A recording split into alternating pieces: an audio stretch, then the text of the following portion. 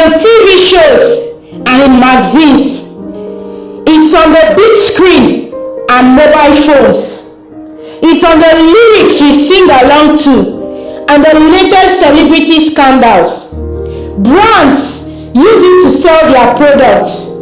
From deodorants and demis, cars and cool drinks, clothes and even gadgets.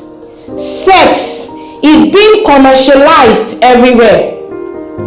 Ever since the sex revolution started in the 60s, each new generation tries to outdo the previous one. What once shocked people now can hardly draw a second glance. But look where it's gotten us. Nowhere. The children of the sex revolution are broken lives, broken homes, broken hearts. I have misused sex and I have the emotional scars to show for it. A heart torn apart by regret, with feelings of shame and being used. My story is not unique. Oh, then there is HIV. 7 out of 10 people are infected mainly through casual sex, half of whom die of it. These days, it seems our culture put too little value on sex. But the reverse is the case. We don't put enough value on it. We don't make too much of sex. We make little of it.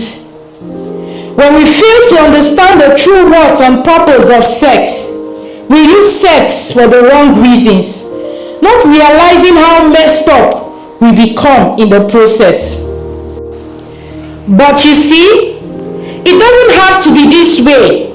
If the first sex revolution turned sex upside down, it's time for another revolution to turn it right side up.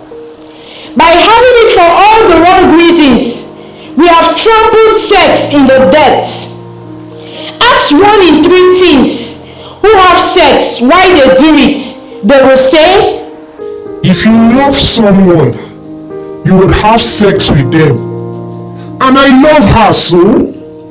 I was afraid of what my friends would say if I didn't. He makes me feel special and loved. My son, it shows you are a real man. If you are infected with HIV, you will be healed by sleeping with a virgin. I have been raped and abused. So what's left to keep? All my friends are doing it, and it feels so good. He said he will leave me if I don't have sex with him. Young people are having sex for all the wrong reasons. Movies and music make sex seem so cool. I was curious, so I did it.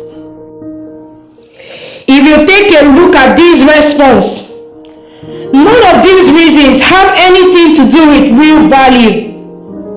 They are all a response to pressure and lies. Sex is too special to be ruined by pressure and lies. Our Creator wants us to see sex in a whole new way. Sex and God are two worlds that hardly ever appear side by side, but they were never meant to be apart. Sex is a gift from God. As the designer of sex, here is how he thinks sex should be enjoyed. Therefore, a man shall leave his father and his mother and hold fast to his wife, and they shall become one flesh. And the man and his wife were both naked and were not ashamed. See that? Sex is designed to happen between married people. And why is that, you would ask? Sex is more than body on body. It is soul on soul. Heart joining with heart. It is a spiritual glue designed by God to bind a man and a woman together for life. When you have sex with someone, you give a part of yourself to them and take a part of them into yourself. It is a life-uniting bond between two people. This explains why breakup with sexual partners can be so devastating. It also shows that the only safe place for sex is in the context of the life-uniting commitment of marriage. Sex is meant to be a celebration of a lifelong love. Listen, sex and sexual attraction are God's intervention. The devil cannot create something so amazing, so he tries to ruin God's gifts with shame. Sex should bring joy and peace, not fear and shame. Although sex is a private act, it's not something to be hidden. We can't hide it from God anyway. He smiles on sex inside a marriage covenant and weeps over sex outside of one. Sex is like a river. It can bring life to a town, but in flood, it destroys. A river needs strong banks for it to bring life instead of death. Our society is being flooded because we have not saved sex for marriage. Think of all the destructions all around us. The HIV pandemic that is leaving behind grieving loved ones, millions of orphans, nasty sexually transmitted infections, unwanted pregnancies, and 40 million abortions year in, year out. Marriages and homes are torn apart by adultery. The quick thrill of casual sex have resulted in years and years of pains and regrets that sucks joy out of life.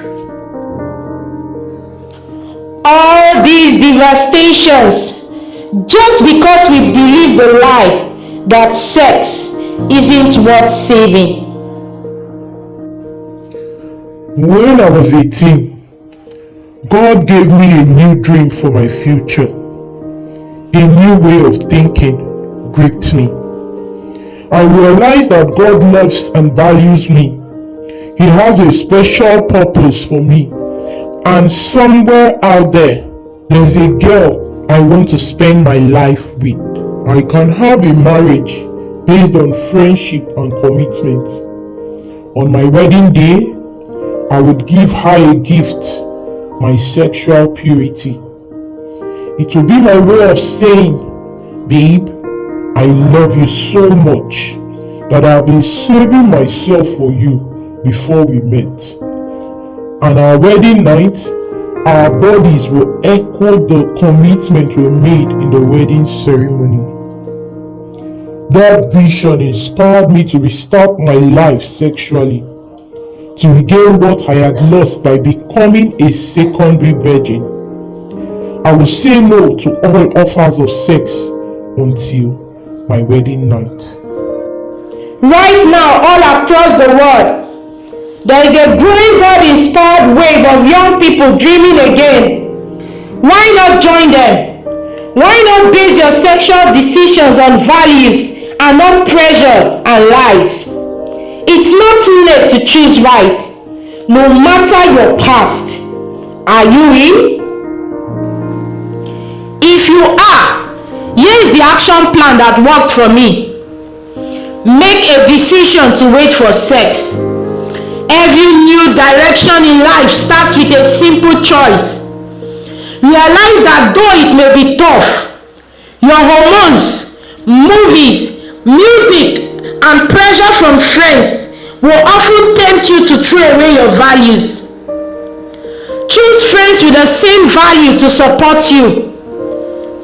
If you always hang out with sexually active people, you will probably give in sooner or later.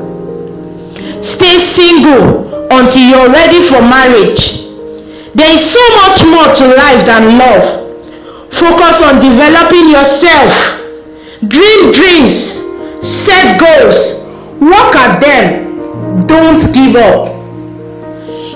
If you fall, stand up again and again. If you're HIV positive, knowing your status will help you live longer and keep you from hurting others. If you're positively, take antiretroviral drugs. They will keep you stronger and longer. Get counseling and don't endanger anyone else's life. Find meaning in helping to stop the spread of HIV and supporting others. God still has a plan for your life. He hasn't given up on you, so don't give up either. So let me ask you again. Are you in?